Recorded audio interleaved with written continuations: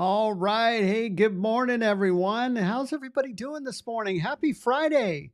We made it. Hey, just want to say thanks for being with me this morning. It's Friday, September 20th. And man, you know what? Before you know it, we are going to be at Christmas, right? So, hey, I just wanted to say hello to everybody that's with me live this morning.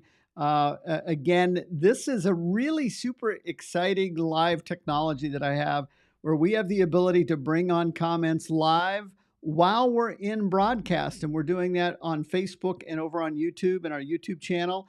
I see Yvette, we've got you over there in YouTube. Thanks for being with us this morning. I'm really, really excited this morning. I'm actually running a little bit late, oddly enough. I usually go on a little bit more, and I usually go on a little bit earlier. But what's more important than that is we've got a house full of dogs. Does anybody out there have pets? So we are watching Denise's youngest son and their family. They have two dogs, two boxers, and we have a boxer. So it's a boxer day, and so we're watching them over the weekend while the kids are off camping, and it just breaks the routine a little bit. I got to be totally honest. We got to go walk them and make sure that they get fed and get go potty, all that stuff. And so right before I went live, I realized I hadn't walked them yet, so I had to go do that. So I'm running a little bit behind, but really super excited for our topic today. One of the things that we've been doing. This is part 5 in a 12-week series. And we've been talking about organizing your life around the things that matter most and really, really making impact. Because too often we go through our day to day life just doing, kind of ordinary routine. That ordinary routine gets us into some habits, and those habits become what we do and what we become. And if we don't do something different, we're just going to have this same routine and get to the end of life and go, wow, did my life leave some kind of impact on this world? And I know most of us, when we were brought into this world, I'm sure our parents had big aspirations for us, right? They always do, right? But more importantly, it's about really becoming the dominant force in your life and really making decisions that get to control the things that you do. I spent 35 years in the restaurant industry and spent a lot of years working at corporate. I was a vice president with a Fortune 100 food distribution company. And at the end of the day, I really felt like my time and my life wasn't my own. It really belonged to my boss or to the customer, if you will. And I had very, very little time to do the things that were important to me. And so I decided to do this 12-week series. And so we've been talking a lot about goal setting and, what is it that drives you? What is it that motivates you? What gets you going? What are you passionate about? And really helping you narrow in on that passion and really focus in on that. And I truly believe that in order for you to follow your dreams and passions, you have to be the healthiest version you can be. Because when we're healthy, right, we have more energy. When we're healthy, we show up differently. It's not about how we look or anything like that. It's about how we show up in the world. And when we're more confident, because we feel healthy and we're active and we're eating right and we're at a healthy weight and we're not full of ailments and pain and things like that, we show up different. Our kids and our family notice that change in us. And so I really feel that if meaningful change is going to happen in our life, it's really important to lead with our health first.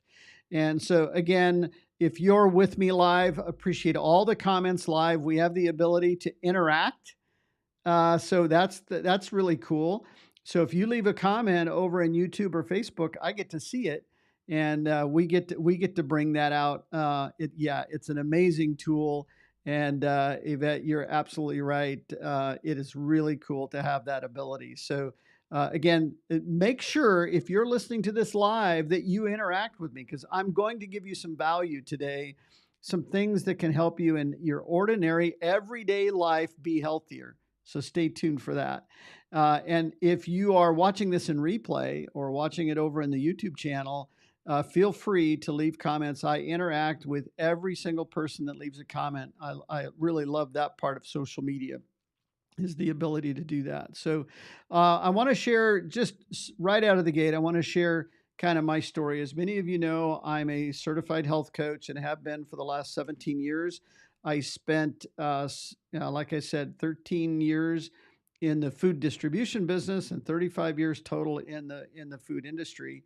And one of the problems with being in the food industry is you've got food readily available, and I overate. I'm only 5'2", and I was going out and wining and dining clients and just eating anything and everything. And at the end of the day, I found myself 85 pounds too heavy at 5'2". Any other shorties out there?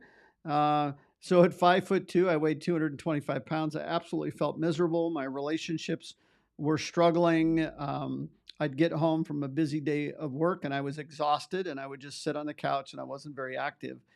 And so anyway, I ran into a coach, a gal in my office. She had lost about 40 pounds. She looked absolutely fabulous. And I asked her, "What did you do? Because I need to do something." And I got started on my health journey. And from there, I lost 85 pounds, and I found my passion. And I've been helping people for the last 17 years regain control over their health. We start by really focusing on some small little daily habits. Remember last week, in our live, we talked about some of the nutritional changes that we can make, drinking a lot of water, getting a good night's sleep. But today, as we've been talking about the cycle of health, we're going to zero in on the habits of healthy motion. And, one of the things I know, Yvette and Luana, who are with me live, one of the things I do know is that we are not as active as we need to be. And that doesn't mean that we need to go spend 2 hours in the gym every day, and have that six pack abs and, the big bulging muscles. I mean, that's kind of cool when it happens. But the reality is, for most of us, it doesn't happen that way. And so we go through a busy life and we go through the things that we do each and every day without very much physical activity. And so we're going to step up our game a little bit. Dr. Anderson, who is my mentor, my business coach, and a good friend of mine, he wrote this great book called The Habits of Health. And we're gonna really pull some things from Dr. A today. And the very first thing that I wanted to share in our live today is the 6 NEAT categories. And that doesn't mean neat and tidy. NEAT stands for non-exercise activity thermogenesis. It's a really fancy phrase for saying when we're not to be physically active in our day-to-day life, and that creates a fat burning effect. That creates the ability for the body to process foods, to digest foods, and to really utilize all the nutrition we eat. So in order to have, some healthy motion habits, Dr. A put in these 7 or 6 S's, and I love it. So stance, certainly when we're sitting in our chair and we have poor posture and we're slouching down, just sitting up in our chair and arching our back and stretching our neck and taking a couple of deep breaths to work on our core. That's what he means by stance. So it's more of our posture. Standing, most of us sit. I was reading an article over the last couple of days, and it said the average person spends about 15 days sitting on their butt. And so we don't stand enough. And so we're going to talk about some really great tips to help you improve in each of these areas. Strolling, obviously getting out and doing a little bit of walking, get outside, get some fresh air, get our body and ligaments and joints moving so that as we get older, we still have function of those joints and tendons. How many people have gone through knee replacement surgery? I hear that often. And, I've actually gone through a knee repair. I fell down a flight of stairs, actually not a flight, but the last 3 stairs in my house last 4th of July, and I ripped the muscles off my kneecap and had to have those reattached. So even though I didn't have knee replacement, didn't really have knee issues up until that point. Man, when you have these ailments, knees and ankles and arthritis and hips, and when you have these pains, you realize how important really getting out and moving is. Stairs is another one, taking the stairs instead of the elevator, and or going up a flight of stairs. You use a different set of muscles to go up and down a flight of stairs than you do when you walk naturally. And then samba, I love that one. I don't, maybe that was Dr. A's age. Samba, that's music and dance, right? Get out and move and get your groove on. And switch is my favorite, right?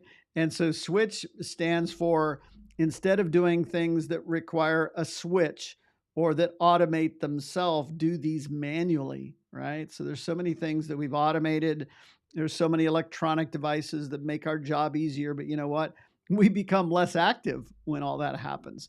So I wanted to kind of go through some tips today to help you really focus in on how can you in your everyday life make some small little improvements to be more active in your day-to-day life. So Dr. A and the Habits of Health that we use with our clients that are on our health and wellness program has these three categories where you can apply the non-exercise activity thermogenesis, right? Neat. And so at home, there's just some simple things that you can do. And I would love, while I'm sharing with you today, I would love for you to put in some of the things that you're doing to get out and be more active and to create habits of motion. So one of the things, there's Blanche.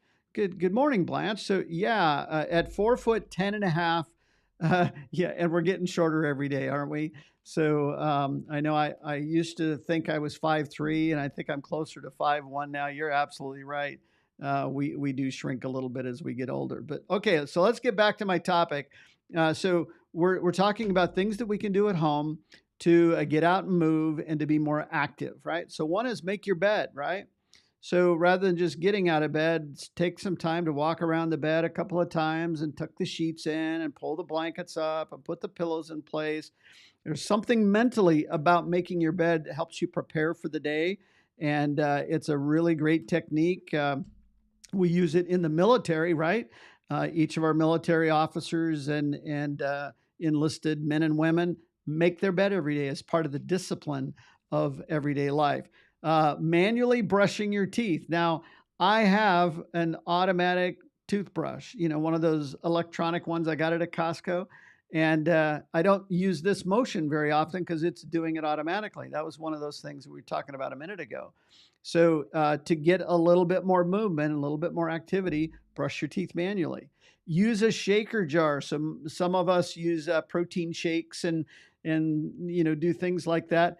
Use a shaker jar, right? While you're making your smoothie, put some water in there, some ice in it, put your protein powder in there and shake it, right? Get some move on. That's getting some extra movement. And by the way, when you shake like that, you use other muscles, your neck, your hips, and all sorts of things. So using that shaking motion, manually washing the dishes. All right. This is something I actually love to do. We do have a dishwasher and we use it, especially when we're having family and parties and things like that. But one of the things that I've done, and maybe this is the years I have in the restaurant business, is that manually washing dishes is kind of part of an easy routine. If you've just got a single plate and a couple of forks and a knife and maybe one pan or something like that, it takes just a 2 or 3 seconds to wash those dishes. And by washing it manually, you're actually moving and standing because you're probably standing at the sink to do that. So another tip that you can do is use a manual can opener rather than the automatic can opener. Use a manual broom rather than the little sweeper thing, right? That automated robot that goes around and sweeps your house. Come on, folks, let's use a broom. Let's get a little activity going. Iron your clothes. This was something Denise was doing yesterday. So when you iron your clothes, what are you doing? You're standing. So that's part of the 6 S's. So standing and you're moving and you're grabbing the clothes and you're flattening them out. And so you're using your body, right? Vacuum the carpets and floors. I love to do that. And so vacuuming uses a different set of core muscles. Use the hand rake to rake the leaves. So this is the time, right? The leaves are starting to fall, and I've been using my blower to do some of that. But in the yard, I love bringing the rake out and doing some of those kind of things. Hide the TV remote. Okay, I thought this one was kind of interesting because I'm thinking about, well, how does that apply to being active, Dr. A? And then I realized what happens when you lose the remote or can't find your keys, right? You go looking for them. And you're looking underneath the cushions, you're getting down on the floor and you're looking underneath the couch and you're doing all of these things. So hiding the remote or losing your keys can, again, be another form of you being more physically active. We do this one a lot, walking the dog. I was talking about that a minute ago. Walking the dog and taking the dogs outside to go potty, but taking them for a walk means that you're also going for a walk. We live on a road where a lot of people walk their dogs, and I know they do their business in my yard. That always irritates me a little bit, but most people pick it up, so that's good. But while people are walking their dog, and I'm saying, who's walking who? Is the dog walking you, or are you walking the dog, right? Because the dog's pulling you, right? Another really, really great technique for being more physically active at home is after dinner, going for a nice leisurely walk. And again, getting outside, there's something about that cool air this time of the year. Put on a nice jacket if it's really cold, but still get outside after dinner and do a nice leisure walk. So I love that, Luana. Putting on some headphones and shaking it. So yeah, you got the headphones on, you got your favorite music, and you're moving those hips, right? So here's a couple of other tips that you can do at work. So those are some tips that you can do at home. Dr. A writes these in the Habits of Health and Life book about things that we can do while we're at work. And so I know Luana's probably at work today. Blanche, I know you're retired working from home. Yvette, I know you probably work from home as well. But some things that you can do at work is walk to work rather than get in the car, or bike to work. So if you're close enough, maybe walking to work rather than taking the car. Park further away from the entrance of your office or your workplace. Don't try to get the spot closest to the door. That's really good too when you're going to the grocery store. Don't try to take the first spot near the door. Actually, go park further out. One, your car won't get dinged. You'll have to put in a few more steps. So, again, parking further away and walking in. Getting up several times an hour during each hour if you're sitting, to just stand up and walk and move. So many of us that are focused behind a terminal a lot of the day tend to sit on our keister way too much. So get up out of the chair, go for a little walk. You might even need to set an alarm to remind you to get up out of your chair. Using the stairs rather than the escalator or elevator at work, using the restroom further away at the other end of the building. Now, if you got a weak bladder, that may be problematic. You might have to walk a little faster, right, to get to the other end. But don't go to the closest restroom. Go to the one further out so that you have to put in a few more steps. Plus, that gives you a little longer break. Also, walking while you're on the phone. So if you've got a phone call, stand up, walk around your office.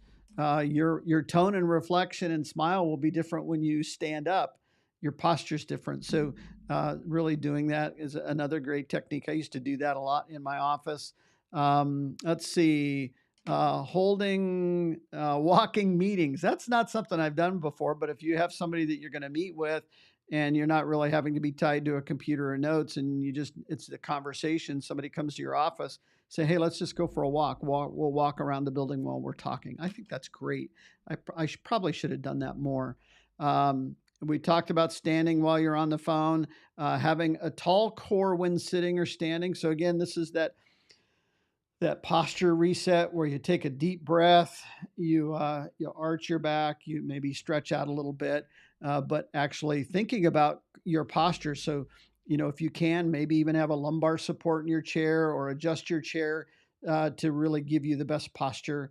That can help a lot. And then get a standing desk. I'd love it if anybody in our chat today has had a standing desk.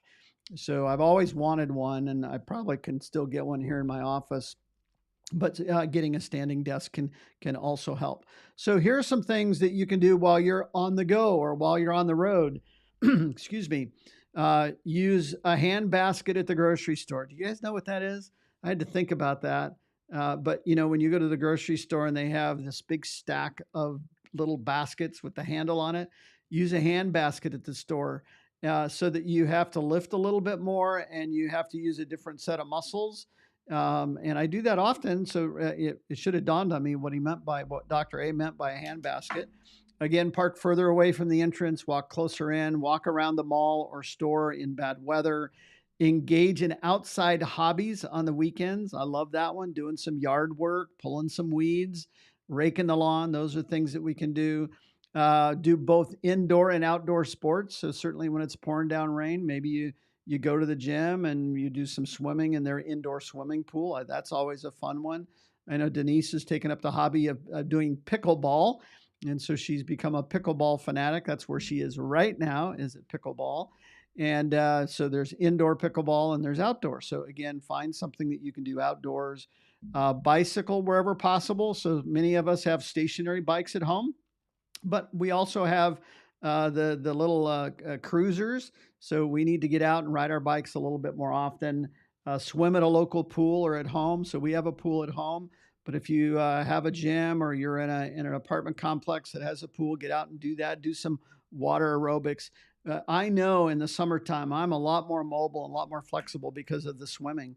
Again, you're having to use some different core muscles, and go for a hike, go for a walk in the woods or around the lake, or go to the beach and do some walking in the sand. These are all some amazing things that you can do just to improve your mobility.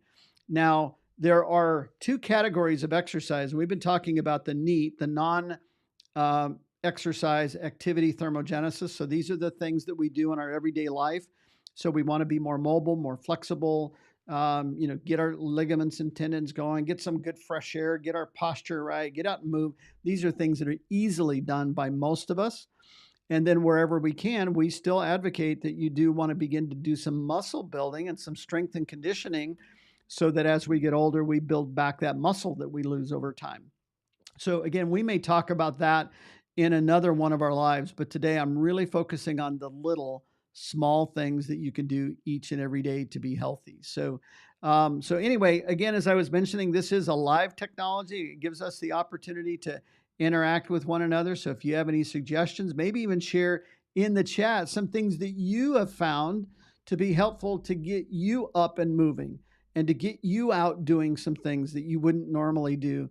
Sitting in a chair, get rid of all the chairs in the house. That might be another tip. Maybe not all that practical, but that lounge chair that's in the living room that we spend way too much time in the evening watching TV. Maybe we get rid of that, or maybe we move it to remind us that it's time to get up and go for that walk after dinner.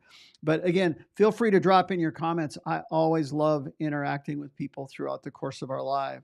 So just a couple last minute things. So here's your homework for the week. Is those of you that know that when I do these lives, I always give you an action step or some homework.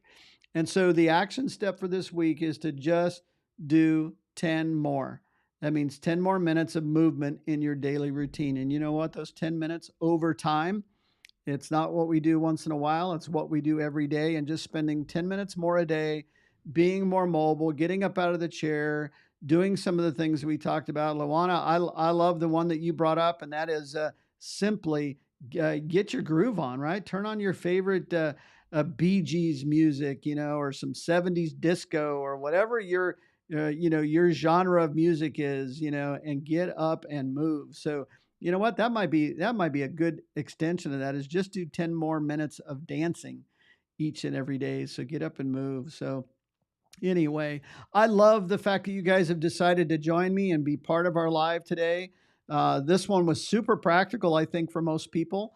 This is called the Weekly Focus, and this is every Friday at 10 a.m. Pacific time. So mark your calendar, set your alarm, go over to YouTube, search Russ McCann, and subscribe to the YouTube channel. And that way, every time I go live, you're going to get a reminder of some things that you can do practically each and every day. So, I always love that when we do that. And Blanche and Luana and Yvette, thank you so much for being interactive with me today. That's always a lot more fun. And I love it, Blanche, that you got a lot out of it. And again, she says, I keep my ironing board across the room and have to get up and walk across the room to iron every seam. Lots of small seams in quilting. Okay, Blanche is a quilter, right? There's lots of great core activities when you're quilting and getting up and cutting fabrics and laying out the patterns and doing all of that. So I've known lots of people in my family that were quilters. So that's great. So again, remember, we got some homework, just 10 more minutes each and every day of physical activity. And as I shared last week, and this might be my mantra for the weekly lives, and that is, the joy is in the journey. because sometimes if we do it because we have to, and not because we want to or get to, it's not very joyful. But when we get out and we enjoy life and we eat better and we're more physically active and we surround ourselves with positive people and we don't fill our minds full of junk, we really do things that lift us up and to lift each other up. The joy is really in the journey of living an amazing life, and it's been my honor and my pleasure to be with you today. Again, hopefully you've got tons of value. For those of you that are watching and recording, thank you. Make sure you drop in some comments so I can know you were with me. Set your alarm to join me every Friday, 10 o'clock, for another edition of your weekly focus. So with that, have an amazing weekend, and we'll see you next week. Bye, everyone.